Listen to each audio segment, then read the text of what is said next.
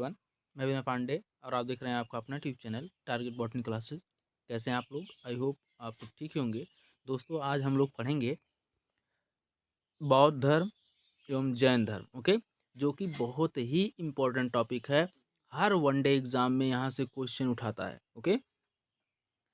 ऐसा कोई भी वनडे एग्जाम नहीं है जिसमें जैन धर्म और बौद्ध धर्म से क्वेश्चन ना उठाए, ओके।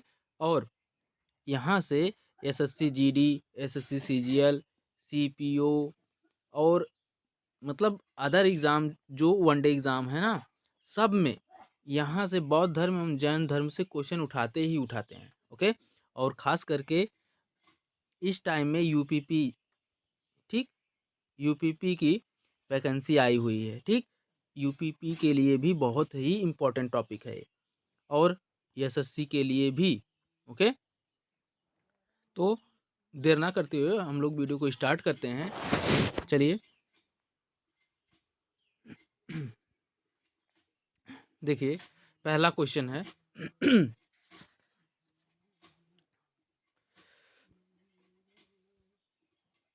गौतम बुद्ध का जन्म स्थान किसके द्वारा अंकित किया जाता है? गौतम बुद्ध का जन्म स्थान किसके द्वारा अंकित किया जाता है? बताइए। अशोक मौर्य का रुक्मिणदेयी स्तंभ, ठीक।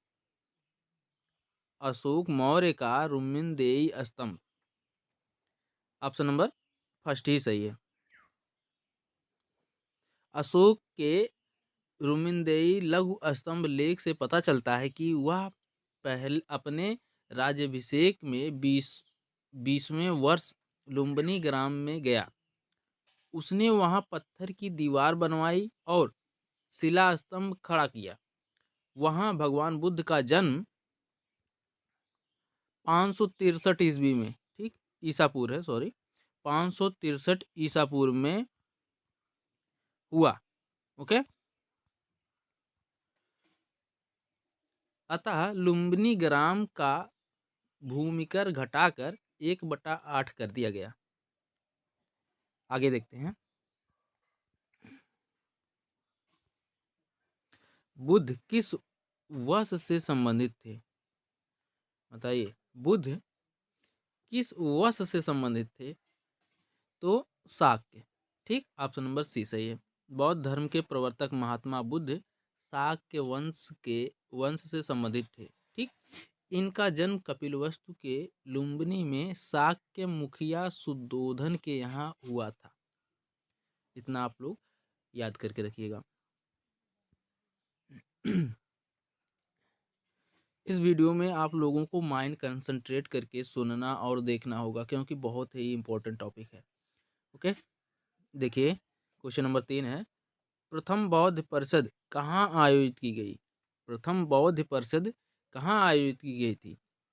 तो ऑप्शन नंबर सी सही है, राजगृह में, ठीक। राजगृह में प्रथम बौद्ध परिषद स्थापित की गई थी, स्थापित की गई या आयोजित की गई थी, ठीक।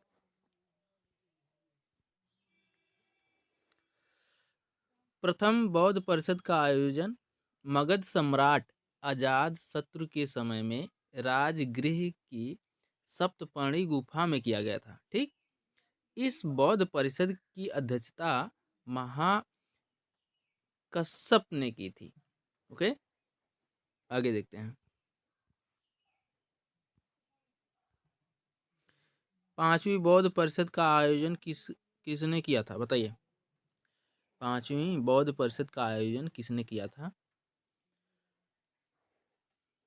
बताइए कौन सा ऑप्शन सही है? ऑप्शन नंबर सी सही है, हर्ष ने, ठीक। पांचवी बौद्ध परिषद का आयोजन हर्ष के समय में कन्नौज में किया गया था, जबकि अशोक के समय में तीसरी और कनिष्क के समय में चौथा बौद्ध संगीत या बौद्ध परिषद का आयोजन किया गया था, ओके। आगे देखते हैं।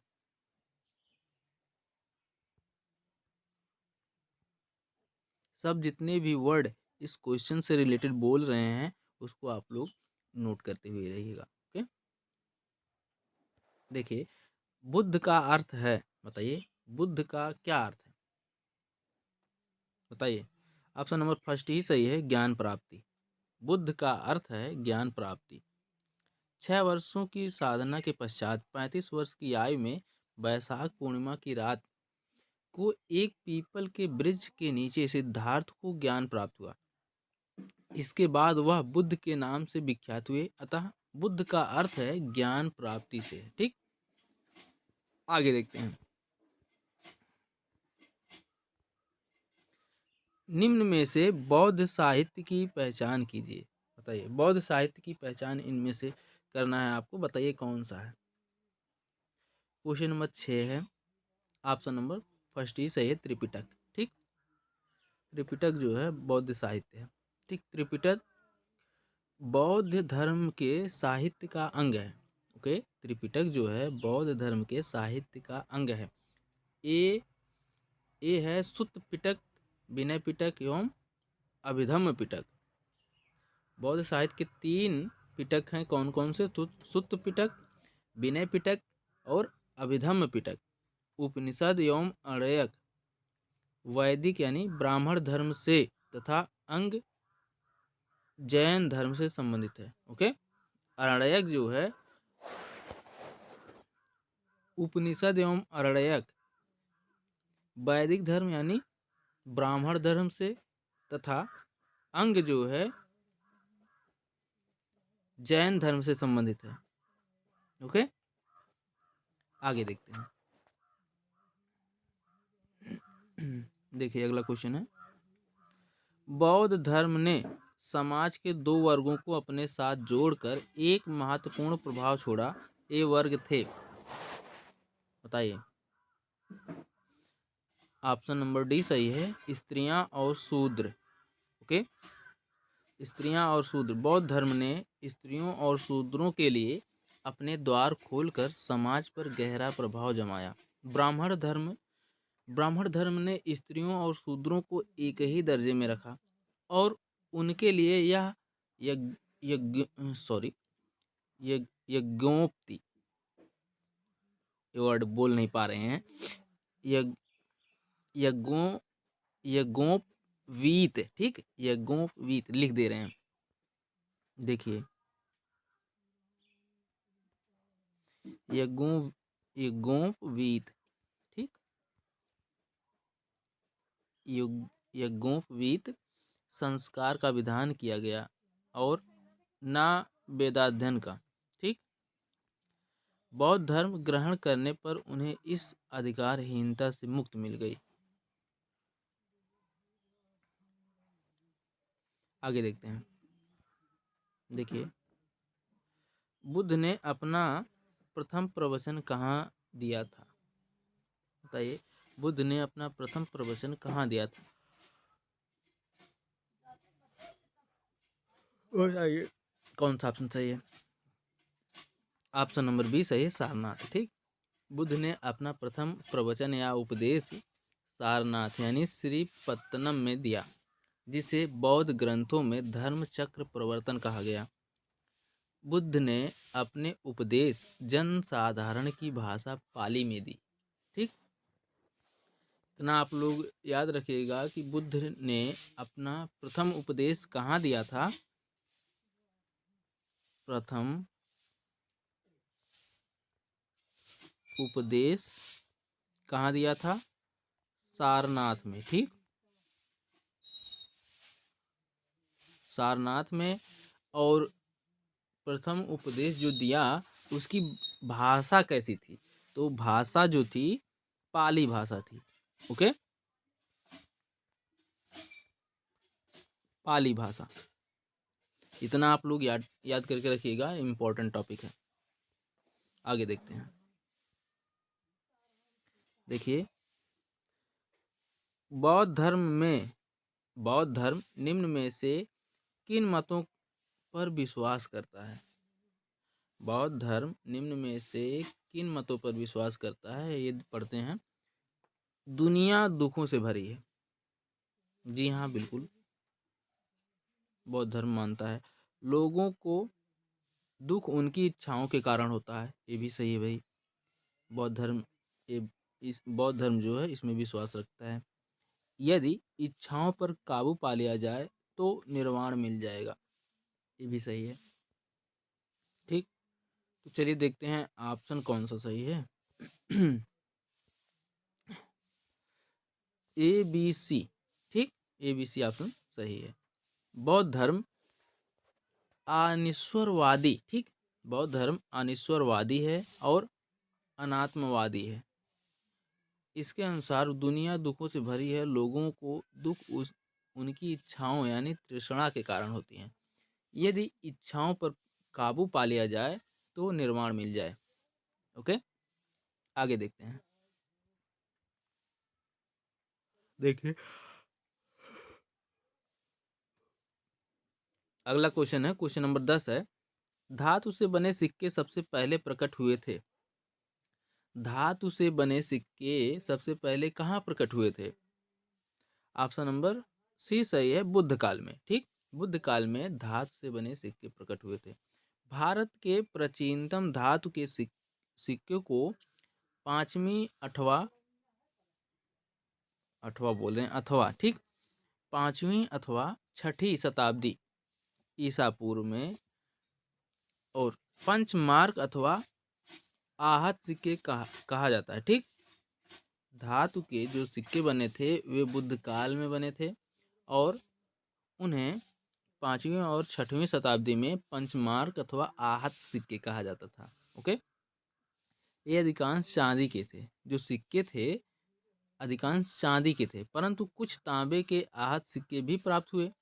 इन्हें आहत सिक्के इसलिए कहा गया क्योंकि इन पर अलग से ठप्पा मारकर विभिन्न प्रतीक अंकित किए गए। ऐसे सिक्के समूचे देश में तक्षशिला से मगध तक और मगध से मैसूर तक मिले। ओके, आगे देखते हैं।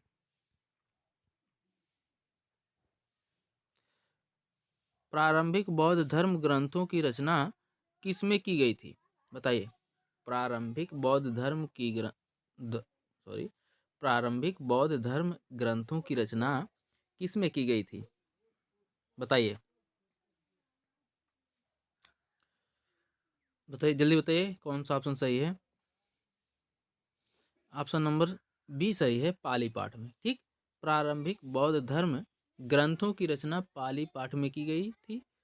पाली उस समय आम जनों की भाषा थी। बाद में बौद्ध धर्म ग्रंथ संस्कृत में लिखे गए। ओके, आगे देखते हैं।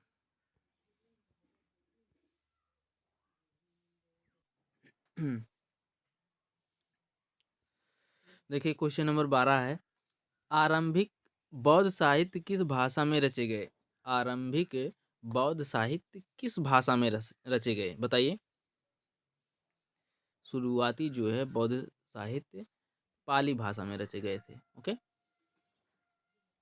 ये तो हम आपको बता ही चुके हैं। आगे देखते हैं। निम्न में से कौन सा एक भारत में उत्पन्न सबसे बाद वाला बौद्ध धर्म का ग्रंथ है? बताइए।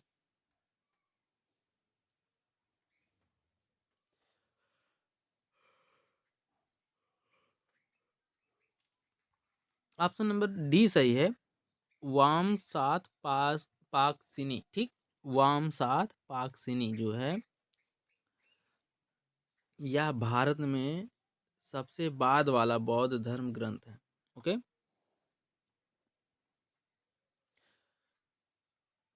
आगे देखते हैं।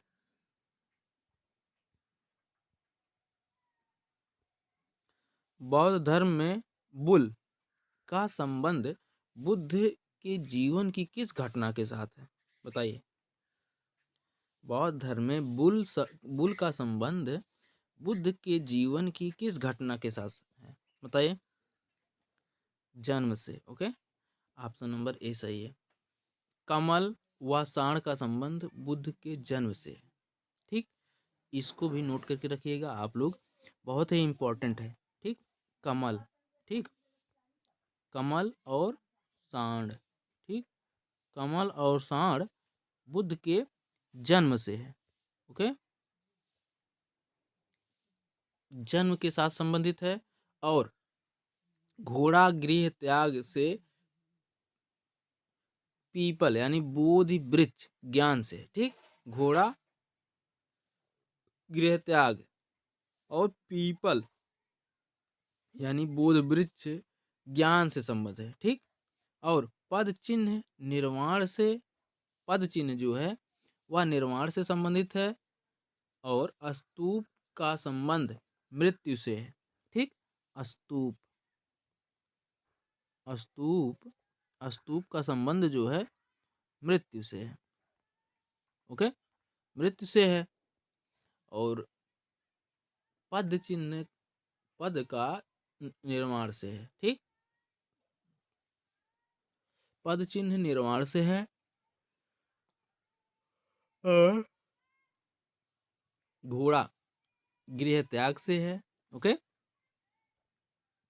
घोड़ा जो है, घोड़ा गृह त्याग से है, गृह त्याग,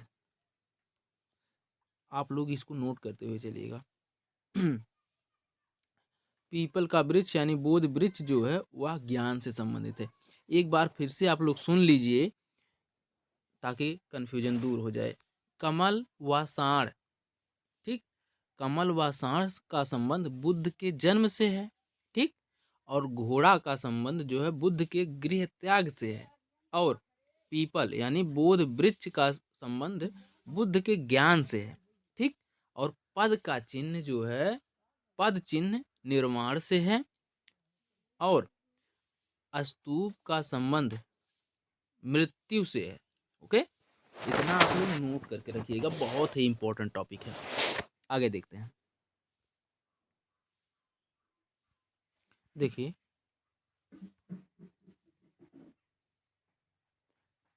इसका तो क्वेश्चन हो गया ना, ऑप्शन ए सही है। आगे देखते हैं। देखिए बुद्ध को प्रबोध कहाँ प्राप्त हुआ? प्रबोध यानी ज्ञान, ठीक। बुद्ध को प्रबोध यानी ज्ञान कहाँ प्राप्त हुआ था? ऑप्शन नंबर बी सही है, बोध गया में, ठीक। आगे देखते हैं अगला क्वेश्चन।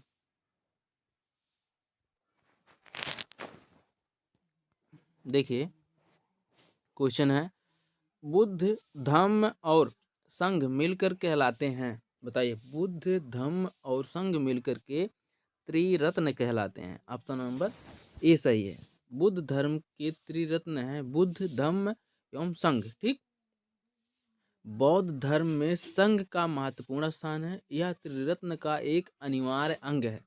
सारनाथ में अपना प्रथम उपदेश देने के बाद बुद्ध ने 5 ब्राह्मण शिष्यों के साथ संघ की स्थापना की। यही त्रिरत्न यानी बौद्ध शिष्यों का प्रमुख श्लोक हो गया था, बुद्धं शरणं गच्छामि, धम्म शरणं गच्छामि, संघं शरणं गच्छामि, ओके। आगे देखते हैं अगला क्वेश्चन।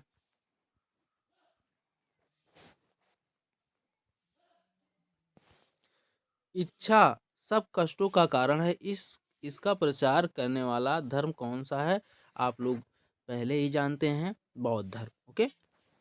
ऑप्शन नंबर ए सही है। आगे देखते हैं, एक मिनट।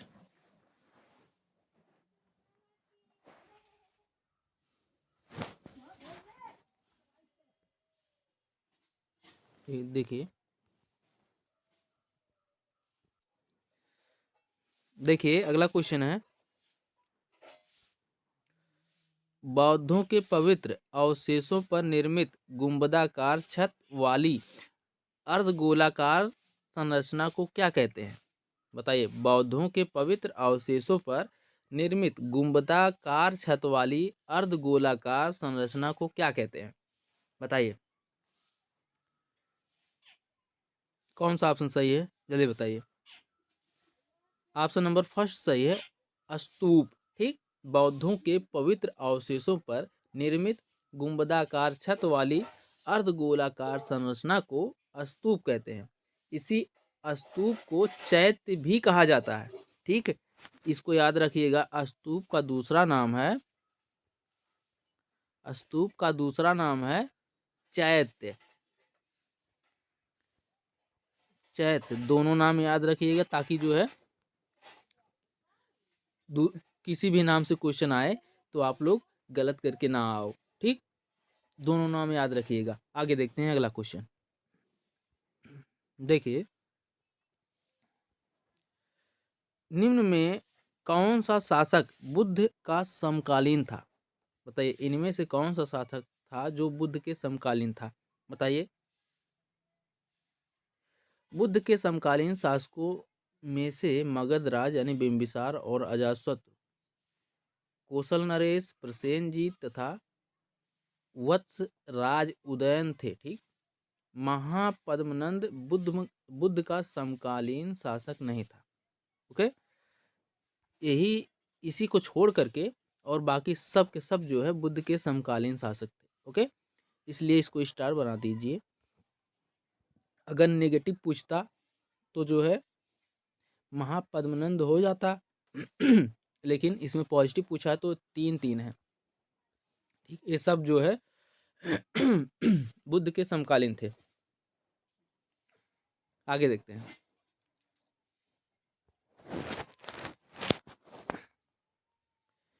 एक बार फिर से सुन लीजिए, बुद्ध के समकालीन शासक कितने थे? मगध राज बिंबिसार, ठीक। अजातशत्रु, कौशल नरेश, प्रसेनजीत, ठीक। प्रसेनजीत लिख लेंगे ना, लिख दे रहे हैं प्रसेनजीत। देखिए, प्रसेनजीत तथा वत्सराज उदयन थे, ठीक। अगर एग्जाम में क्वेश्चन पूछे कि बुद्ध के समकालीन शासक कौन नहीं था तो महापद्मनंद। ओके, आगे देखते हैं। अगला क्वेश्चन देखिए। देखिए, बुद्ध की मृत्यु किस वर्ष में हुई? बताइए, बुद्ध की मृत्यु किस वर्ष में हुई? जल्दी बताइए। ऑप्शन नंबर ए सही है, 483 ईसा पूर्व में। ओके, गौतम बुद्ध की मृत्यु 483 ईसा पूर्व में 80 वर्ष की आयु में कुशीनगर में हुई थी, ठीक। देखिए, यहाँ से एक क्वेश्चन और बन जाता है कि गौतम बुद्ध की मृत्यु कहाँ हुई थी, तो कुशीनगर में। इसे बौद्ध ग्रंथों में महापरिनिर्वाण कहा गया है, ठीक। गौतम बुद्ध की मृत्यु को बौद्ध धर्म में यानी बौद्ध ग्रंथों में महापरिनिर्वाण कहा गया है। इसको आप लोग याद करके रखिएगा, कंसंट्रेट होकर के हमारी बातों को सुनिए और अपने माइंड में स्टोर कीजिए। आगे देखते हैं। एक मिनट।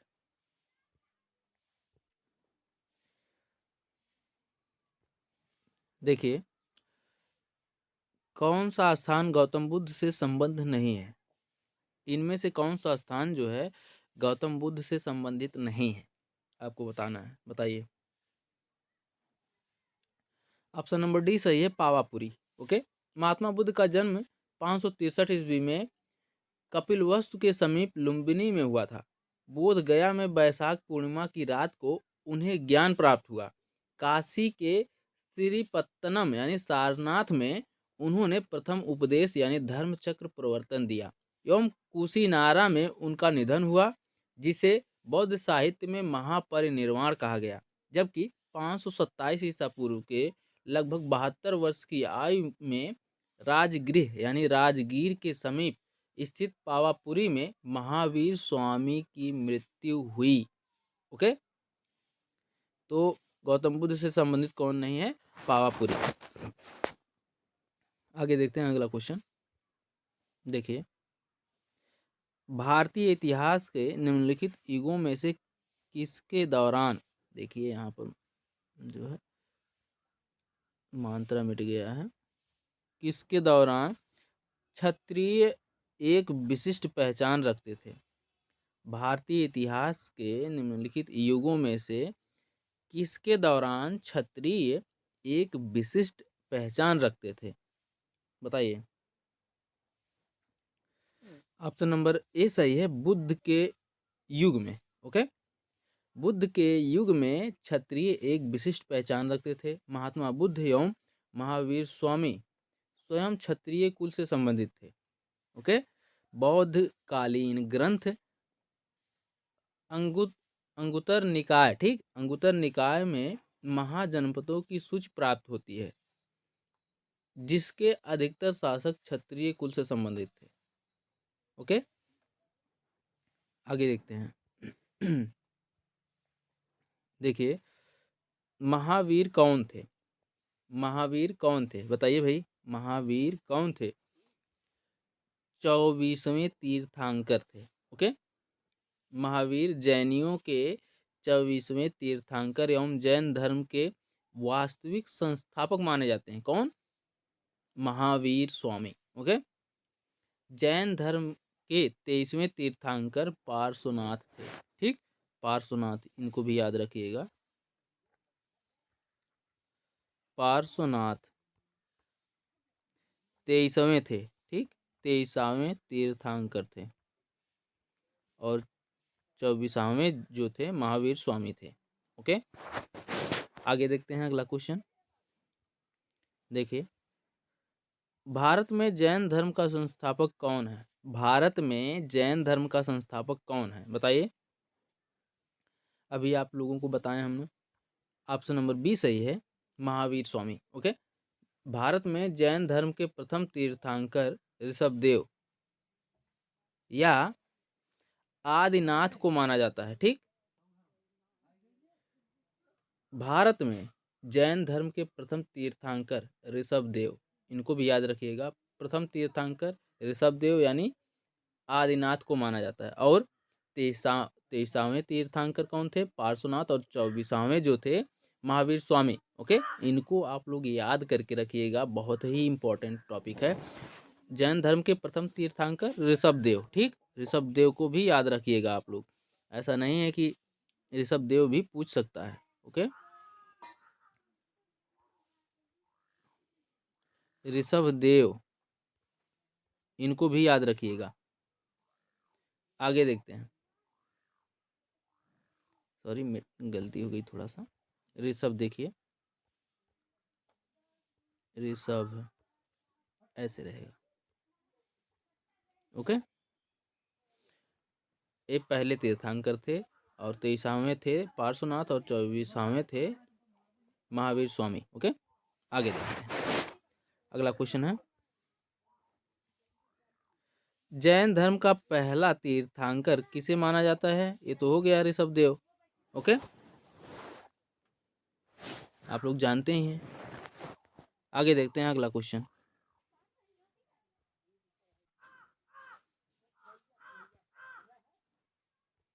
देखिए, क्वेश्चन नंबर 26 है, वर्धमान महावीर ने परिनिर्वाण कहाँ प्राप्त किया? वर्धमान महावीर ने परिनिर्वाण कहाँ प्राप्त किया? पावापुरी में। ठीक, पावा में।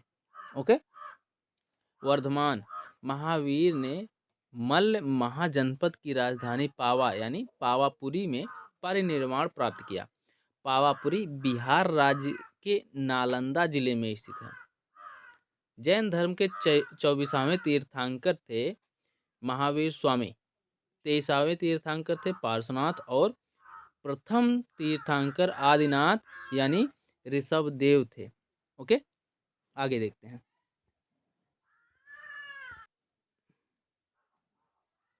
देखिए, अगला क्वेश्चन है, जैन साहित्य को क्या कहते हैं? जैन साहित्य को क्या कहते हैं बताइए। अंग। ओके, जैन साहित्य को अंग कहते हैं। जैन साहित्य को आगम सिद्धांत कहा जाता है।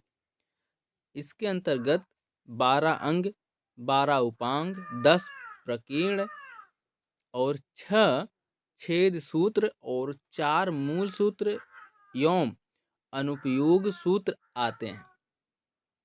बौद्ध साहित्य को त्रिपिटक कहा जाता है, आप लोग जानते हैं, अभी हम लोगों ने क्वेश्चन सॉल्व किया। आगे देखते हैं,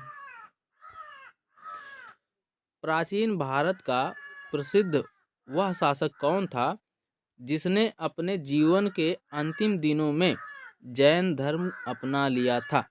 बताइए कौन था? ऑप्शन नंबर सी सही है, चंद्रगुप्त। ठीक, चंद्रगुप्त मौर्य ने अपने जीवन की अंतिम दिनों में जैन धर्म अपना लिया था। उसने जैन साधु भद्राचार्य से जैन धर्म की दीक्षा लेकर श्रवणबेलगोला यानी कर्नाटक स्थित चंद्रगिरी पहाड़ी पर 298 ईसा पूर्व में उपवास द्वारा अपना शरीर त्यागा था। ओके, इसको भी आप लोग नोट करके रखिएगा, याद करके रखिएगा। आगे देखते हैं।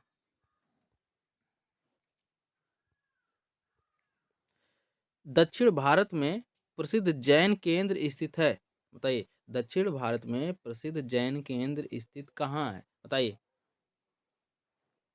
जल्दी बताइए। ऑप्शन नंबर डी सही है, श्रवणबेलगोला। ठीक, दक्षिण भारत में प्रसिद्ध जैन केंद्र कर्नाटक में मैसूर स्थित श्रवणबेलगोला में है। ठीक, यहाँ गोमतेश्वर की मूर्ति चामुंडराय ने बनवाई। ठीक, देखिए यहाँ से एक क्वेश्चन और बनता है कि गोमतेश्वर मूर्ति किसने बनवाई, तो चामुंडराय। ठीक, चामुंडराय चामुंडराय ने बनवाई थी। क्या बनवाई थी, गोमतेश्वर मूर्ति। अब आते हैं, ये कुछ इंपॉर्टेंट पीडीएफ हैं, नोट्स हैं, इनको आप लोग पढ़ लीजिए। ठीक, अगर हम पढ़ने लगेंगे तो वीडियो ज़्यादा लॉन्ग हो जाएगा। हम सोचते हैं आपको कम से कम समय में ज़्यादा से ज़्यादा कंटेंट मिले और इम्पॉर्टेंट टॉपिक मिले। ओके, कुछ टॉपिक पढ़ भी दे रहे हैं। देखिए, धामेक स्फूत भारत के किस शहर में स्थित है, वाराणसी में। ठीक, किस भारतीय धर्म में 24 तीर्थंकर हुए थे, जैन धर्म में। बुद्ध के उपदेश किस भाषा में थे, पाली भाषा में थे, पढ़ चुके हैं। गौतम बुद्ध की मृत्यु के तत्काल बाद किस किस बौद्ध परिषद को आयोजित किया गया था, पहली। ठीक, और देखिए आगे थोड़ा सा जूम करते हैं। देखिए,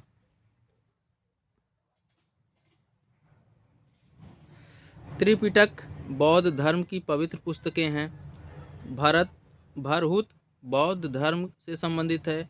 जैन तत्वज्ञान सीखने के लिए संपूर्ण दक्षिण एशिया की यात्रा किसने की थी, महावीर ने। जैन धर्म का वास्तविक संस्थापक किसे माना जाता है, ऋषभदेव को। अणुव्रत शब्द किस धर्म से जुड़ा है, जैन धर्म से। देखिए कितना इंपॉर्टेंट जो है टॉपिक आ रहा है। जैन धर्म साहित्य को आगमन भी कहा जाता है। जैन साहित्य को आगमन भी कहा जाता है। आगमन बोल रहे हैं, आगम। ओके, स्यादवाद किस धर्म का मूल आधार है, जैन धर्म का। बुद्ध का जन्म लुम्बिनी में हुआ था। धमेक स्तूप किस स्थान पर स्थित है, सारनाथ में। ओके, जैन तीर्थंकर पार्श्वनाथ द्वारा प्रतिपादित 4 महाव्रतों में महावीर स्वामी ने 5वें व्रत के रूप में क्या तोड़ा, ब्रह्मचर्य को। ओके, तोड़ा बोल रहे हैं, जोड़ा। ठीक, क्या जोड़ा, ब्रह्मचर्य को जोड़ा था। ओके, आगे देखते हैं, एक मिनट। देखिए, जैन धर्म का सबसे महत्वपूर्ण आधारभूत सिद्धांत क्या माना जाता है, अहिंसा। ओके, किस प्रदेश में रांची का महान स्तूप स्थित है, मध्य प्रदेश में। ओके, आगे देखते हैं, इसको भी थोड़ा सा जूम करते हैं बस। देखिए,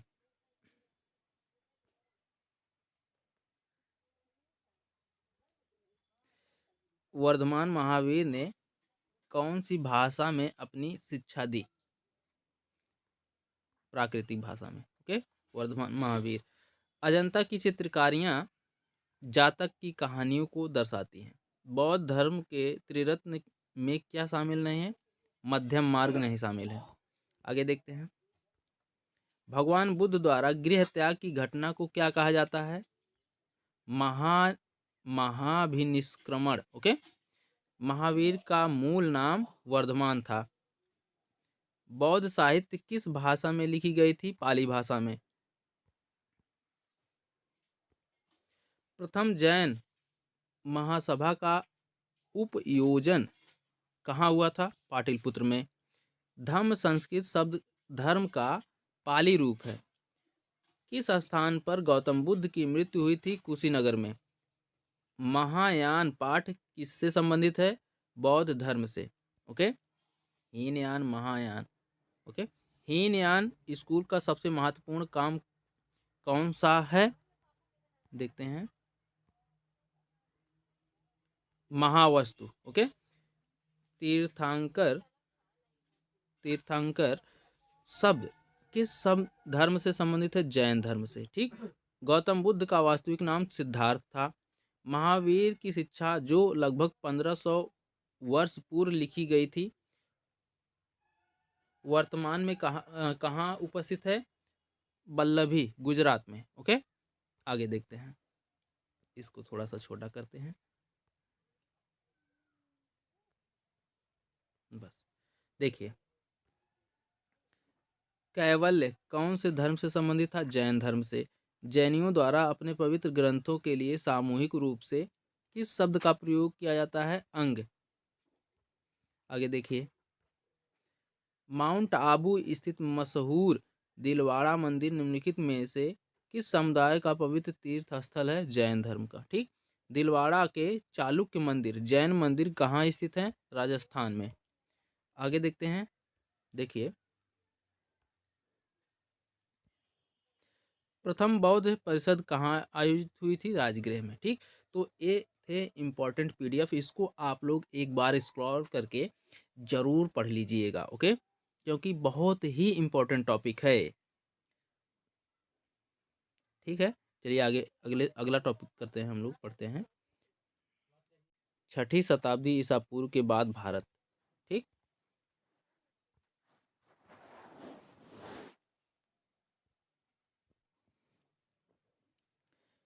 देखिए, बिंबिसार किस साम्राज्य के राजा थे? बिंबिसार किस साम्राज्य के राजा थे? हर्यक वंश के। ठीक, अजातशत्रु बिंबिसार का बेटा था। सिकंदर महान 356 ईसा पूर्व में पैदा हुए थे। सिकंदर ने हाइडेस्पीज के युद्ध में पोरस को हराया था। आगे देखिए, सबसे महत्वपूर्ण जनपद कौन सा था? मगध। 16 महाजनपदों में से एक गांधार की राजधानी कहाँ थी? तक्षशिला। प्राचीन भारत में व्यापारियों के संघों को श्रेणी कहा जाता था या कहते थे। ठीक, प्राचीन भारत में व्यापारियों के संघों को श्रेणी कहते थे। ओके, आगे देखते हैं, देखिए, भारत में सबसे पुराना लौह युग जुड़ा है? बताइए, भारत में सबसे पुराना लौह युग किससे जुड़ा है? जल्दी बताइए, बताइए। चित्रित धूसर मृत भांडों के साथ। ओके, ऑप्शन नंबर ए सही है। आगे देखते हैं, अगला क्वेश्चन। छठी शताब्दी ईसा पूर्व मगध में किसका विशाल भंडार था? छठी शताब्दी ईसा पूर्व में मगध में किसका विशाल भंडार था? बताइए।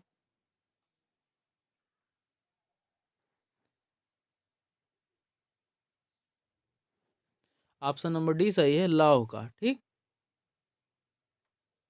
आगे देखते हैं, देखिए, मगध के उत्थान के लिए कौन सा प्रथम शासक उत्तरदायी था? मगध के उत्थान के लिए कौन सा प्रथम शासक उत्तरदायी था? बताइए। ऑप्शन नंबर सी सही है, बिंबिसार। ठीक, बिंबिसार मगध की गद्दी पर 544 ईसा पूर्व में बैठा। ओके, 544 ईसा पूर्व में मगध की गद्दी पर बैठा था। इसने राजगृह का निर्माण करके उसे अपनी राजधानी बनाया। ठीक, बिंबिसार ने राजगृह का निर्माण करके उसने राजगृह को ही अपनी राजधानी बनाया। यह बौद्ध धर्म का अनुयायी था। कौन? बिंबिसार जो था बौद्ध धर्म का अनुयायी था। इसने चंड प्रदोत यानी अवंती का शासक की सेवा में अपने राजवैद जीवक, ठीक, चंद प्रदोत यानी अवंती का शासक, उनकी सेवा में अपने राजवैद्य जीवक को भेजा। बिंबिसार की हत्या उसके पुत्र अजातशत्रु ने कर दी थी। बिंबिसार की हत्या किसने की थी? उसी के पुत्र यानी बिंबिसार के पुत्र अजातशत्रु ने ही बिंबिसार की हत्या कर दी। मगध के उत्थान के लिए बिंबिसार ही उत्तरदायी था। आगे देखते हैं।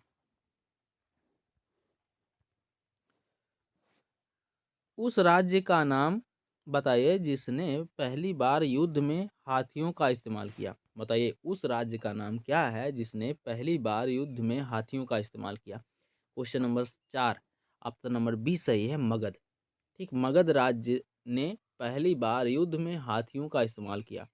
मगध राज्य में पाए जाने वाले जंगलों में हाथी पर्याप्त संख्या में थे, जिनका प्रयोग मगध सेना ने किया। ओके, प्राचीन काल में देख लीजिए, प्राचीन काल में स्रोत सामग्री लिखने के लिए प्रयुक्त भाषा थी। बताइए प्राचीन काल में स्रोत सामग्री लिखने के लिए प्रयुक्त भाषा क्या थी? संस्कृत थी। ओके, आगे देखते हैं अगला क्वेश्चन। देखिए, हेरोडोट्स को माना जाता है, बताइए हेरोडोट्स को इतिहास का जनक माना जाता है। ओके, ये आप लोग याद करके रखिएगा, नोट करके रखिएगा, हेरोडोट्स को इतिहास का जनक माना जाता है।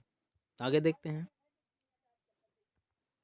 अलेक्जेंडर सिकंदर और पोरस ने लड़ाई लड़ी थी। अलेक्जेंडर और पोरस ने, अलेक्जेंडर यानी सिकंदर को ही अलेक्जेंडर कहा जाता है, इसका नाम आप लोग याद रखिएगा। और पोरस ने दोनों कहाँ लड़ाई लड़ी थी? यूनानी स्रोतों के अनुसार पौरव राजा पोरस के साथ सिकंदर का प्रसिद्ध युद्ध हाइडेस्पीज नदी के किनारे हुआ था। ठीक, इस युद्ध में पोरस की हार हुई, परंतु सिकंदर ने पोरस की बहादुरी से प्रभावित होकर उसके राज्य को वापस कर उससे मित्रता कर ली। झेलम नदी को ही यूनानी भाषा में हाइडेस्पीज कहा जाता है। ठीक, देखिए हाइडेस्पीज और झेलम दोनों एक ही ऑप्शन में शामिल हैं, एक ही क्वेश्चन में शामिल हैं, तो इसको स्टार बना दीजिए, हाइडेस्पीज और झेलम। ठीक, इसलिए विकल्प ए और विकल्प बी दोनों सही हैं। ओके, ए बी दोनों सही हैं। आगे देखते हैं। किसकी सेना ने ग्रीक शासक सिकंदर के साथ झेलम नदी के तट पर मुकाबला किया? किसकी सेना ने? आप लोग जानते हैं, अभी जस्ट बताए, पोरस। ठीक, राजा पोरस की सेना ने। आगे देखते हैं। यहूदियों के धार्मिक पाठ का नाम, यहूदियों के धार्मिक पाठ का नाम क्या था? बताइए। मूसा संहिता। ठीक, यहूदियों के धार्मिक पाठ का नाम था मूसा संहिता। आगे देखते हैं। देखिए, निम्नलिखित मगध के राजवंशों को कालक्रमानुसार लिखिए। कालक्रमानुसार लिखना है तो ऑप्शन नंबर 4 सही हो जाएगा। पहले आएगा हर्यक वंश, ठीक, उसके बाद आएगा शिशुनाग वंश, उसके बाद आएगा नंद वंश, उसके बाद आएगा मौर्य वंश। ओके, ऑप्शन नंबर सी सही है। आगे देखते हैं अगला क्वेश्चन। देखिए, महाभाष्य लिखा था, बताइए महाभाष्य किसने लिखा था? पतंजलि ने। ओके, ऑप्शन नंबर डी सही है। महाभाष्य के रचनाकार पतंजलि थे। इस ग्रंथ से यह जानकारी मिलती है कि मौर्य शासकों ने आर्थिक संकट से उबरने के लिए देव प्रतिमाएं बनवाकर बिकवाई थी। ओके, आगे देखते हैं। निम्नलिखित नामों से प्राचीन भारत के चिकित्सकीय त्रय की पहचान करिए। ठीक, निम्नलिखित नामों से प्राचीन भारत के चिकित्सकीय त्रय की पहचान करिए। बताइए कौन सा ऑप्शन सही है? चरक, श्रुत और वाग्भट। ऑप्शन नंबर सी सही है। ओके, चरक, श्रुत और वाग्भट को चिकित्सकीय त्रय के नाम से जाना जाता है। ये तीनों ही चिकित्सक आयुर्वेद में सिद्धस्थ थे। ठीक, निपुण थे। आगे देखते हैं अगला क्वेश्चन। देखिए, प्राचीन काल में स्रोत सामग्री लिखने के लिए प्रयुक्त भाषा थी संस्कृत। ओके, आप लोग पढ़ चुके हैं। तो ये था जैन धर्म और बौद्ध धर्म से संबंधित महत्वपूर्ण क्वेश्चन, जो कि कई जितने भी क्वेश्चन थे वे किसी ना किसी एग्जाम में पूछे हुए क्वेश्चन थे। ओके, और ये टॉपिक बहुत ही इम्पोर्टेंट है यूपी पुलिस के लिए, एसएससी जीडी के लिए, 10+2 के लिए, सभी वनडे एग्जाम के लिए बहुत ही इम्पोर्टेंट टॉपिक है। इसको आप लोग माइंड्स हमें उम्मीद है कि आप लोग कंसंट्रेट होकर के सुने होंगे और देखे होंगे। ओके, तो वीडियो कैसी लगी कमेंट करके ज़रूर बताइएगा। मिलते हैं नेक्स्ट वीडियो में, तब तक के लिए जय हिंद, जय भारत, वंदे मातरम।